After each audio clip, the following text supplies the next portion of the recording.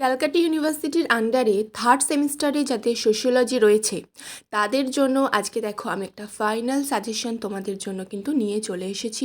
এই প্রশ্নগুলো যদি তোমরা এখন থেকেই পড়া শুরু করে দাও তাহলে কিন্তু অবশ্যই তোমরা পরীক্ষায় 100% কমন পাবে। পুরো সিলেবাস প্রিভিয়াস ইয়ারের বিভিন্ন প্রশ্নপত্র মিলিয়ে কিন্তু এই সাজেশনটা তোমাদের জন্য তৈরি করা যায়। প্রত্যেকটা প্রশ্ন ইম্পর্টেন্ট, বাছাই করা মাত্র কয়েকটা প্রশ্ন আছে, তোমাদের একদম অসুবিধা হবে না পড়তে। এই কয়েকটা প্রশ্ন পড়লে কিন্তু তোমরা একদম কমন পেয়ে যাবে। তার জন্য তোমাদের ভিডিওটা পুরোটা দেখতে হবে, কোন প্রশ্নটার ব্যাপারে কি বলছি না বলছি সবটা শুনতে হবে, ভিডিওটা স্কিপ না করে। প্রথমেই দেখো 15 মার্কসের প্রশ্ন। প্রথমেই আছে যেটা সমাজতত্ত্বের উদ্ভব ও বিকাশ সম্বন্ধে আলোচনা করো, তার সাথে সমাজতত্ত্ব উদ্ভবের জন্য উপাদান।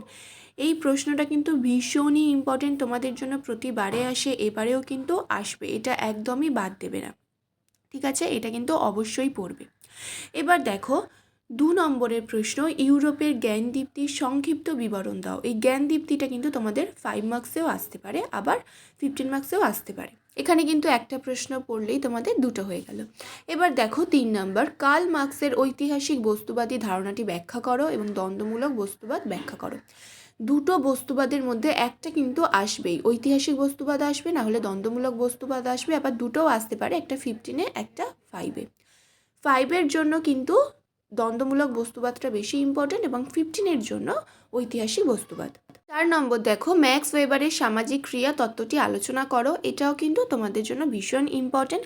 যে কটা প্রশ্ন বলবো আমি সে কটাই কিন্তু ইম্পর্টেন্ট এবং তোমাদের কিন্তু আমি ডিটেলসে বলে দিচ্ছি, তোমরা বুঝতে পারছো কোনটা কিভাবে আসতে পারে। এই জন্যই তোমাদের আমি ভিডিওটা স্কিপ করতে না করেছিলাম। এবার দেখো 5 নম্বরে, দুর্খেইম দ্বারা বর্ণিত বিভিন্ন প্রকারের সামাজিক সংহতি আলোচনা করো। জৈবিক সংহতি ও যান্ত্রিক সংহতির মধ্যে পার্থক্য তার সাথেই রয়েছে, ঠিক আছে?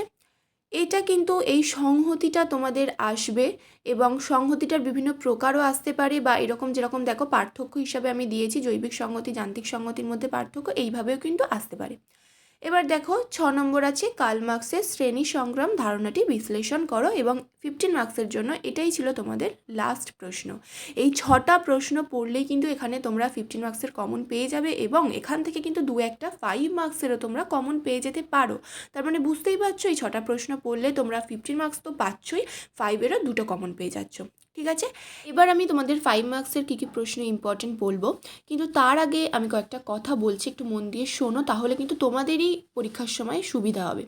দেখো, সোশিওলজি প্রশ্ন কিন্তু আর 5টা সাবজেক্টের মতো পুরো 100% কমন অনেক সময় আসে না, কারণ নয় 15 মার্কসে না হয় 5 মার্কসে কিন্তু কোনো একটা জায়গায় কিন্তু অড প্রশ্ন এসে যায়, 2-একটা, ঠিক আছে? তোমাদের আমি যে সাজেশনটা দিয়েছি, কোয়েশ্চেন যদি ঠিকঠাক আসে তাহলে কিন্তু তোমরা 100% কমন পাবে, কিন্তু যদি কোয়েশ্চেনের ওপর একটু ডিপেন্ডস করে না, তোমরা জানোই, তো সেরম যদি আসে তাহলেও কিন্তু তোমরা 80 থেকে 90% কমন পেয়ে যাবেই, ঠিক আছে? তার জন্য তোমাদের কি করতে হবে আমি সব কিছু ডিটেলসে বলে দিচ্ছি, সেটা একটু ধৈর্য সহকারে মনোযোগ দিয়ে তোমাদের দেখতে হবে। হ্যাঁ, ভিডিওটা হয়তো একটু বড় হয়ে যাচ্ছে, কিন্তু এটা তোমাদের এক্সামের ব্যাপার, পড়াশোনার ক্ষেত্রে এইটুকু টাইমটা দিতেই পারো, তাই তো? আচ্ছা চলো এবার প্রশ্নে ফিরে আসা যাক। দেখো 5 মার্কসের জন্য যে প্রশ্নটা আমি সবার ফার্স্টে রেখেছি এবং স্টারও দিয়েছি, সেটা হচ্ছে ভীষণই ইম্পর্টেন্ট, সমাজতত্ত্ব উদ্ভবে ফরাসি বিপ্লবের গুরুত্ব। ফরাসি বিপ্লব ও সমাজতত্ত্বের উদ্ভব সম্পর্ক, উদ্ভবের সম্পর্ক। সমাজতত্ত্বের উদ্ভবে ফরাসি বিপ্লব কিভাবে নেতৃত্ব দিয়েছিল। তো প্রতিটা প্রশ্নে কিন্তু একটাই অ্যান্সার হবে, ঠিক আছে? এইভাবে ঘুরিয়ে ফিরিয়ে কিন্তু প্রশ্ন আসতে পারে, কিন্তু তোমরা ঘাবড়ে যাবে না। সোশিওলজিতে কিন্তু এরকম ঘুরিয়ে প্রশ্ন আসে, সেটা যদি তোমাদের ধরো মনে হচ্ছে আমি একটা জানি কিন্তু সেই রিলেটেড তো অন্যরকম প্রশ্ন চলে এসেছে, তোমরা সঙ্গে সঙ্গে কিন্তু ইংলিশ প্রশ্নটা দেখবে, কারণ ইংলিশ প্রশ্ন কিন্তু এরকম ঘুরিয়ে ফিরিয়ে আসে না। তোমরা কিন্তু বুঝতে পেরে যাবে যে তোমাদের কি চাইছে বা কি লিখতে হবে, একদম কিন্তু ঘাবড়ে যাবে না, ঠিক আছে? এরকম অনেক সময় হয় যে ধরো তোমাদের জানা প্রশ্ন কিন্তু একটু ঘুরিয়ে অন্যরকমভাবে আসলো, তখন কিন্তু তোমরা ঘাবড়ে যাও এবং প্রশ্ন তোমাদের ছেড়ে দিয়ে চলে আসতে হয়। এইরকম কিন্তু একদম করবে না, ইংলিশ প্রশ্নটা পড়ে দেখবে, তোমরা অবশ্যই ঠান্ডা মাথায় দিলে পরীক্ষা ভালো হবে। আচ্ছা এবার দেখো 2 নম্বরের প্রশ্ন, কার্ল মার্কসের শ্রেণীর ধারণা বা শ্রেণীর তত্ত্ব আলোচনা করো।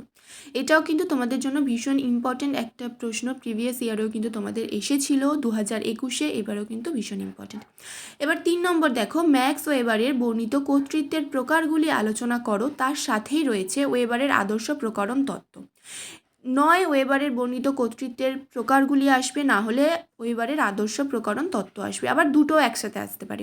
যদি আদর্শ প্রকরণ তত্ত্ব আসে তাহলে কর্তৃত্বগুলো কিন্তু এক একটা করে আসবে। ঠিক আছে, কর্তৃত্ব একটা আসবেই, হয়তো জনমোহিনী কর্তৃত্ব বা যুক্তি নির্ভর আইনসিদ্ধ কর্তৃত্ব বা ধরো ঐতিহ্যবাহী কর্তৃত্ব, যে কোনো একটা কর্তৃত্ব কিন্তু আসবেই। যে কটা প্রশ্ন আমার স্টার দেওয়া আছে সে কটা আসবেই, এবং বাকিগুলো কিন্তু একইভাবে ইম্পর্টেন্ট। তো তোমরা কিন্তু কোনোটা বাদ দেবে না। এবার দেখো 4 নম্বরের প্রশ্ন, দুর্খেইমের মত অনুযায়ী সামাজিক ঘটনা কি? আর হচ্ছে সামাজিক ঘটনার ধরন। এই সামাজিক ঘটনা কি বা সামাজিক ঘটনার ধরন দুটো কিন্তু প্রায় একই রকম প্রশ্ন। তো তোমরা এই সামাজিক ঘটনাটা পড়লে কিন্তু তোমরা এই দুটো প্রশ্নেরই কিন্তু অ্যান্সার দিতে পারবে। ঠিক আছে, আচ্ছা এবার দেখো 5 নম্বরের প্রশ্ন, যৌথ চেতনা বা যৌথ বিবেক বলতে দুর্খেম কি বুঝিয়েছেন এবং তার সঙ্গেই রয়েছে সামাজিক সংহতির উপাদান হিসাবে কর্তৃত্ব, ব্যাখ্যা করো। এই দুটোর মধ্যে থেকে কিন্তু যে কোনো একটা আসবে, দুটোই কিন্তু তোমাদের জন্য ভীষণ ইম্পর্টেন্ট। তোমরা কিন্তু পড়ে রেখো, যে কোনো একটা কিন্তু তোমাদের আসবে। ঠিক আছে, আচ্ছা এবার দেখো, এবার শেষ এবং 5 মার্কসের জন্য শেষ এবং পরের প্রশ্নে আমি চলে যাচ্ছি, যেটা হচ্ছে 6 নম্বরের প্রশ্ন। তোমাদের ভিডিওটা কেমন লাগলো অবশ্যই জানিও। যদি হেল্পফুল মনে থাকে তাহলে অবশ্যই একটা লাইক করো, চ্যানেলটিকে সাবস্ক্রাইব করো, এবং হিস্ট্রি ছাড়াও এই ধরনের ভিডিও যে এই চ্যানেলে পাচ্ছ তার জন্য তোমাদের হেল্প হচ্ছে কিনা সেটা কিন্তু অবশ্যই জানিও। ঠিক আছে, আচ্ছা দেখো 6 নম্বরে আছে ম্যাক্স ওয়েবারের ভেরেস্তেইন ধারণা এবং মার্কসের দান্দিকতার টিকা। এই দুটোর মধ্যে থেকে যে কোনো একটা কিন্তু আসবে, এবং মার্কসের দান্দিকতা দ্বন্দ্বমূলক বস্তুবাদটা আমি আগেই বলেছিলাম 5-এর জন্য ইম্পর্টেন্ট, আবারও দেখো দিয়েছি। এরকম কিন্তু রিপিট কোয়েশ্চেন দু একটা তোমাদের এসেছে, যেটা আমি 15-এও বলেছি এবং 5-এও বলেছি। তো তাতে কিন্তু তোমাদের প্রশ্নটা কিন্তু এমনিতেই অনেকটা কমে গেল। তো তোমরা কিন্তু এরকম শর্ট সাজেশন পেয়ে যাচ্ছ। এবার আসি একটু শর্ট কোয়েশ্চেনের কথায়, মানে 2 মার্কসের। দেখো আগেই বলছি শর্ট প্রশ্ন কিন্তু ওই রকমভাবে কমন দেওয়া 100% 80% সম্ভব নয়। তাও আমি তোমাদের কিছু শর্ট কোয়েশ্চেন দেখাচ্ছি, এগুলো প্রিভিয়াস ইয়ারের শর্ট প্রশ্ন। এগুলো প্র্যাকটিস করলে দেখলে তোমরা কিন্তু মোটামুটি একটা ধারণা করে নিতে পারবে যে কীরকম ধরনের শর্ট কোয়েশ্চেন আসতে পারে। এখান থেকে তোমরা মোটামুটি 3-4টের মতন কমন পেয়ে যাবে, মানে 50 to 60% কমন পেয়ে যাবে। এছাড়াও তোমাদের কিছু অড প্রশ্ন তো আসবেই, যেমন ধরো কিছু বইয়ের নাম, গ্রন্থের নাম, এছাড়াও আদার্স কিছু তো আসবেই। আর প্রিভিয়াস ইয়ারের পুরো কোয়েশ্চেন যদি তোমরা দেখতে চাও তাহলে চ্যানেলে আছে, তোমরা কিন্তু চাইলে দেখে নিতে পারো, সেটাও কিন্তু তোমাদের জন্য খুব হেল্প হবে। এই ভিডিওটা যদি একটু হেল্পফুল মনে থাকে তাহলে অবশ্যই ভিডিওটি একটি লাইক করো, কমেন্ট করো, শেয়ার করো, অবশ্যই চ্যানেলটিকে সাবস্ক্রাইব করো। এবং আরও কী ধরনের ভিডিও তোমরা দেখতে চাও সেটা অবশ্যই জানিও। এর অ্যান্সার বা অন্যান্য কিছু অ্যান্সার নোটস চাইলে বলো।